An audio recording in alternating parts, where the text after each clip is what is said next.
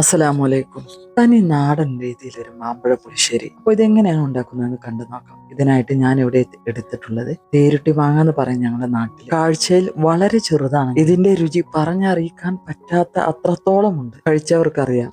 അപ്പോൾ കറി വെക്കുന്നതിന് വേണ്ടിയിട്ട് ഇതിന്റെ തൊലി ഒന്ന് കളഞ്ഞെടുക്കുക. എന്നിട്ട് ഇത് ഒരു കടായിലേക്ക് ഇട്ട് കൊടുക്കുക. 1 ടീസ്പൂൺ ഉപ്പും 1/4 ടീസ്പൂൺ മഞ്ഞൾപ്പൊടിയും 4 പച്ചമുളക് നീളത്തിൽ കഷ്ണങ്ങളാക്കിയതും 1/4 ടീസ്പൂൺ കുരുമുളകും 1 ഗ്ലാസ് വെള്ളം ഒഴിച്ച് ഇതൊന്ന് സ്റ്റൗവിലേക്ക് മാറ്റുക. നല്ലപോലെ തിളച്ചു തുടങ്ങിയാൽ മീഡിയം ഫ്ലെയിമിലേക്ക് മാറ്റി ഇത് മൂടി വെച്ച് 10 മിനിറ്റ് സമയം വേവിക്കുക. ഈ സമയം കൊണ്ട് തന്നെ ഇതിലേക്കുള്ള അരപ്പ് തയ്യാറാക്കാം. അതിനായിട്ട് മിക്സിയുടെ ജാറിലേക്ക് 1 മുറി തേങ്ങ ചിരവിയെടുത്തത് ഇതിലേക്കായിട്ട് 1/4 ടീസ്പൂൺ ജീരകം, മഞ്ഞൾപ്പൊടി കറിയിൽ ചേർത്തതാണ്, അതുകൊണ്ട് തന്നെ 1/4 ടീസ്പൂണിലും താഴെയായിട്ട് അല്പം കൂടി മഞ്ഞൾപ്പൊടി എടുക്കുക. അതും 4 ചെറിയ ഉള്ളി, 2 വെളുത്തുള്ളി, അരയാൻ ആവശ്യമായ വെള്ളം ചേർത്ത് ഇത് നല്ലപോലെ ഒന്ന് അരച്ചെടുക്കുക. ഇത് ഒരു സൈഡിലേക്കായിട്ട് മാറ്റി വെക്കുക.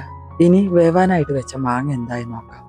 ഇതൊരു തവി കൊണ്ട് പതിയെ ഒന്ന് ഇളക്കി കൊടുക്കുക. ഇനി ഈ മാങ്ങാക്കൂട്ടിലേക്ക് നമ്മൾ നേരത്തെ അരച്ച് മാറ്റി വെച്ച തേങ്ങാക്കൂട്ടുണ്ടല്ലോ, അത് ഒഴിച്ചു കൊടുക്കുക. മിക്സിയുടെ ജാറിലേക്ക് അല്പം വെള്ളം ഒഴിച്ച് ഒന്ന് ചുറ്റിച്ചിട്ട് അതും കൂടെ ഒന്ന് ഒഴിച്ചു കൊടുക്കുക. ഇളക്കി യോജിപ്പിക്കുക. തേങ്ങ അരച്ചതൊഴിച്ച് നല്ലപോലെ ഒന്ന് തിളച്ചതിന് ശേഷം ഒന്നുകൂടെ ഒന്ന് ഇളക്കി യോജിപ്പിച്ചതിന് ശേഷം ഫ്ലെയിം ഓഫ് ചെയ്യുക. ഇനി ഈ കൂട്ടിലേക്കായിട്ട് അല്പം തൈര് ചേർക്കാനുണ്ട്. അതിന് വേണ്ടിയിട്ട് പുളിയില്ലാത്ത തൈരാണ് ഞാനിവിടെ എടുത്തിട്ടുള്ളത്.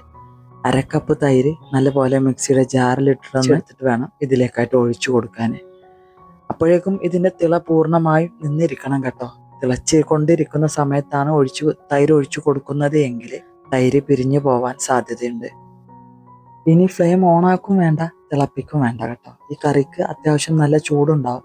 നല്ലപോലെ ഇളക്കി യോജിപ്പിക്കുക. തൈര് ഒഴിച്ചതിന് ശേഷം നേരത്തെ 1 ടീസ്പൂൺ ഉപ്പ് ചേർത്തിട്ടുണ്ട്. അത് പാകമാണോ എന്ന് നോക്കുക. കുറവാണെങ്കിൽ അല്പം കൂടി ചേർത്ത് കൊടുക്കാം.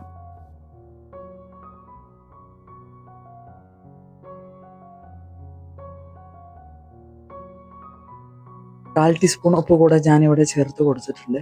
നല്ലപോലെ തന്നെ ഒന്നുകൂടെ ഇളക്കി യോജിപ്പിക്കുക.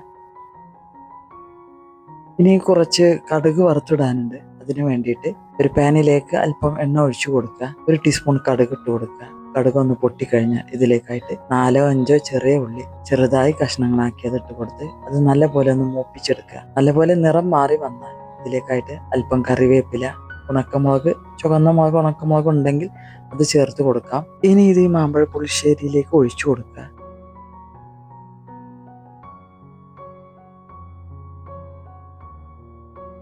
സ്വാദിഷ്ടമായ കേരള സ്റ്റൈൽ മാമ്പഴ പുളിശ്ശേരി റെഡിയായി കഴിഞ്ഞു. നിങ്ങൾക്ക് ഈ വീഡിയോ ഉപകാരപ്പെടുമെന്ന് തോന്നിയാൽ മറ്റുള്ളവരിലേക്ക് എത്തിച്ചു കൊടുക്കുക. ഇഷ്ടമായ ലൈക്ക് ചെയ്യുക, സബ്സ്ക്രൈബ് ചെയ്യുക. ഇൻഷാ അല്ലാഹ് മറ്റൊരു വീഡിയോയുമായി വരുന്നവരെ ബൈ. അസ്സലാമു അലൈക്കും.